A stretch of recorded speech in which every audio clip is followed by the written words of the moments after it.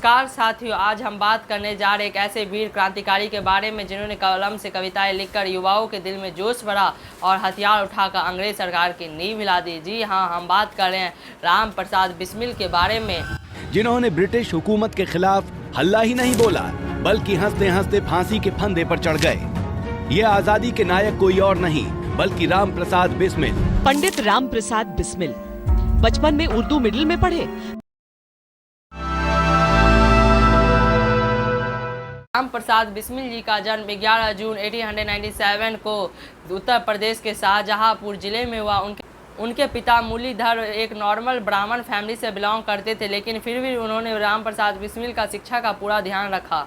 राम प्रसाद बिस्मिल को हिंदी और संस्कृत में बड़ा ही रुचि था। पढ़ाई के साथ साथ वे कविताएं लिखने का शौक था। वे अक्सर स्वतंत्रता और वीरता पर कविताएं लिखते और अपने साथियों को सुनाया करते थे। उस समय अंग्रेज भारतवासियों पर बड़ा ही अत्याचार करते थे। 1907 में जब लाला लाजपत राय और बाल गंगाधर तिलक जैसे नेताओं के स्पीच ने उनके दिलों में देशभक्ति की ज्वाला जलाई, धीरे धीरे वे आर्य समाज के विचारों से प्रभावित हुए। स्वामी दयानंद सरस्वती के सत्यार्थ प्रकाश ने उनके जीवन को एक नई दिशा दी।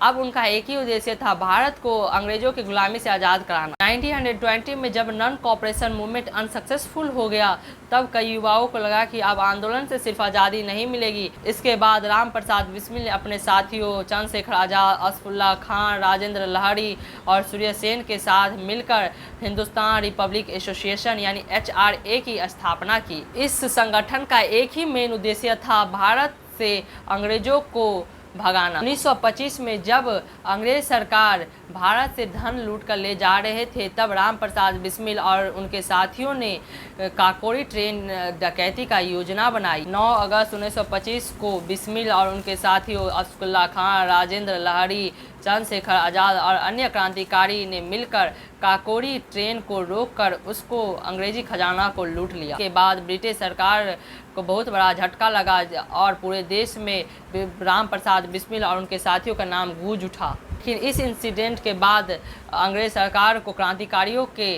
शक्ति का एहसास हो गया। इस डकैती को काकोरी कांड का नाम दिया गया। काकोरी कांड के बाद अंग्रेजी सरकार ने सख्त कार्रवाई शुरू कर दी।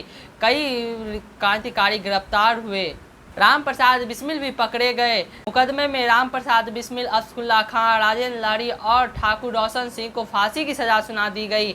राम प्रसाद बिस्मिल ने अंग्रेजी सरकार के सामने डटकर बयान दिया और कहा, अगर मैं देश की आज़ादी के लिए लड़ रहा हूँ, अगर यह गुनाह है तो यह गुनाह मैं 100 बार करूँगा। प्रसाद बिस्मिल को 19 दिसंबर 1927 को गोरखपुर जेल में फांसी दे दी गई।